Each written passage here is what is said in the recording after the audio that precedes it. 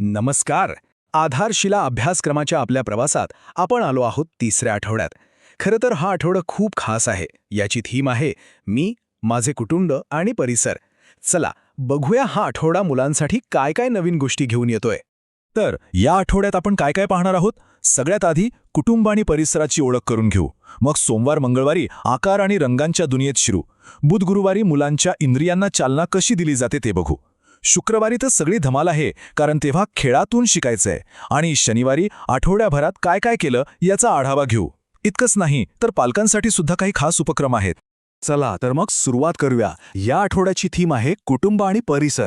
म्हणजे बघा, मुलांसाठी त्यांचं जग म्हणजे काय, त्यांचं घर, त्यांचे आई बाबा, आजूबाजूचा परिसर, हेच तर त्यांचं विश्व असतं. आणि याच विश्वाला शिक्षणाचा पाया बनवला आहे. या आठवड्याचा मुख्य उद्देश काय आहे माहितीये? मुलांना त्यांच्या कुटुंबातलं त्यांचं स्वतःचं स्थान समजावून देणं. आजूबाजूला काय आहे हे त्यांना ओळखता यायला हवं. आणि हे सगळं कसं होणार? तर गप्पा मारून, गोष्टी बघून, म्हणजे निरीक्षण आणि संवादातून. आता आठवड्याची सुरुवात होतीये, आणि ती पण एकदम बेसिक पण खूप महत्त्वाच्या गोष्टींनी. त्या म्हणजे आकार आणि रंग.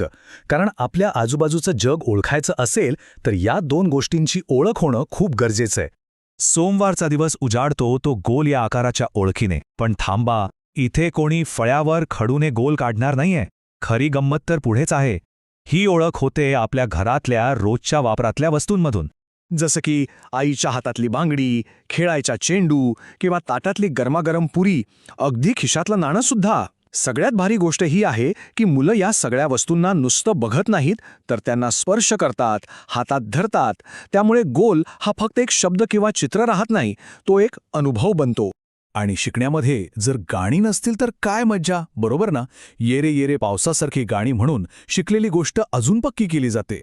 पावसाचे टपोरे थेंब, तेही तर गोलच असतात. बघा किती सहजपणे गाण्यातून शिक्षण दिलं जातंय. आता आकार शिकून झाला, मग मोर्चा वळतो गप्पांकडे. आणि विषय काय? तर मुलांच्या सगळ्यात जवळचा, माझी आई. तुझ्या आईचं नाव काय? ती घरात काय काय काम करते? तू मदत करतोस का तिला? अशा साध्या प्रश्नांमधून मुलं बोलायला शिकतात. आणि दिवसाची थीम थेट त्यांच्या आयुष्याशी जोडली जाते. आणि आता एक गंमत बघा.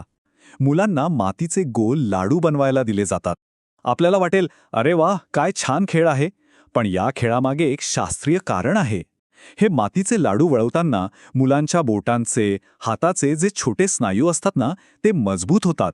आणि हेच स्नायू त्यांना पुढे पेन्सिल धरून लिहायला मदत करतात. म्हणजे खेळातून थेट भविष्याची तयारी. सोमवार झाला आकारांचा. आता मंगळवारी नंबर लागतो रंगांचा. आणि त्यातही पहिला रंग आहे पिवळा. पुन्हा तीच पद्धत. वर्गातल्या चार्टवरचा पिवळा रंग नाही, तर रोजच्या जगण्यातला पिवळा रंग. जसं की लिंबाचा पिवळा रंग, पिकलेल्या केळ्याचा पिवळा रंग. अरे, अगदी आपल्या जेवणातल्या डाळीचा रंगसुद्धा पिवळाच असतो की. बरं, आता आठवड्याच्या मध्यावर आलो आहोत. आतापर्यंत आपण डोळ्यांनी बघून शिकत होतो, आकार, रंग वगैरे. पण आता शिक्षण जरा पुढे जाणार आहे. आता फक्त डोळे नाही, तर जीभ आणि कान यांसारख्या इतर इंद्रियांचाही वापर करायचा आहे. बुधवारी तर चक्क टेस्टिंग सेशन आहे. मुलांना साखर किंवा गूळ देऊन गोड चव कशी असते आणि कडुलिंब किंवा मेथीची भाजी खाऊन कडू चव कशी लागते हे प्रत्यक्ष अनुभवायला मिळतं. म्हणजे चवीची ओळख पुस्तकातून नाही, तर थेट जिभेवरून होते. आणि मग येतो गुरुवार, जो कानांसाठी आहे. हा एक प्रकारचा खेळच आहे. डोळे बंद करून फक्त आवाज ऐकायचा आणि ओळखायचं की हा आवाज कसला आहे. कुत्रा भुंकतोय, मांजर म्याव करतेय, की गाडीचा हॉर्न वाजतोय. ह्या खेळातून मुलांचं ऐकण्याचं कौशल्य आणि एकाग्रता दोन्ही वाढतं. आणि मग येतो शुक्रवार, म्हणजे फन फ्रायडे. कारण या दिवशी आठवडाभर जे काही शिकलो ते सगळं एका मस्त खेळातून वापरायचं आहे. म्हणजे थिअरी झाली, आता प्रॅक्टिकलची वेळ. खेळाचं नाव आहे आत बाहेर. जमिनीवर एक मोठं वर्तुळ म्हणजे गोल काढायचं. शिक्षकांनी आत म्हटलं की सगळ्यांनी गोलात उडी मारायची. बाहेर म्हटलं की गोलाच्या बाहेर. किती साधा खेळ वाटतो नाही का? पण यातून मुलं सूचना ऐकायला शिकतात. आत आणि बाहेर म्हणजे काय हे त्यांना शरीराने कळतं. आणि हो, आपण सोमवारी शिकलेल्या गोल आकाराची उजळणी पण होते. आता आला आठवड्याचा शेवटचा दिवस, शनिवार. हा दिवस म्हणजे आठवडाभराच्या शिकण्याचा एक छोटासा उत्सवच असतो. इथे आपण आठवडाभरात काय काय केलं याची उजळणी करतो आणि मुलांना मनसोक्त व्यक्त होण्याची संधी देतो. पण ही उजळणी म्हणजे काही परीक्षा वगैरे नाही हं. उलट ही एक धमाल ॲक्टिव्हिटी असते. चला गोल वस्तू ओळखा बघू. पिवळ्या रंगाच्या काय काय गोष्टी दिसतायत? आत बाहेर म्हणजे काय ते सांगा. आणि आठवड्यातलं आवडलेलं गाणं सगळ्यांनी मिळून म्हणा. सगळं काही एकदम खिडीमिळीच्या वातावरणात. उजळणी झाली की मग गप्पा वळतात भविष्याकडे. मुलांना विचारलं जातं, मोठेपणी तुला काय व्हायचंय? आणि मग काय, कोणी म्हणतं डॉक्टर, कोणी म्हणतं पोलीस, तर कोणी शिक्षक. त्यांच्या छोट्या डोळ्यातली मोठी स्वप्न ऐकायला मिळतात. आणि या सगळ्या सुंदर आठवड्याचा शेवट कसा होतो माहितीये? मस्तपैकी गाणी लावून मनसोक्त नाचून. कुठलेही नियम नाहीत, कुठल्याही स्टेप्स नाहीत, फक्त संगीत आणि मुलांचा आनंद. यापेक्षा चांगला शेवट असूच शकत नाही. आता एक खूप महत्वाची गोष्ट. हे सगळं शिक्षण फक्त शाळेच्या वर्गातच घडत नाही.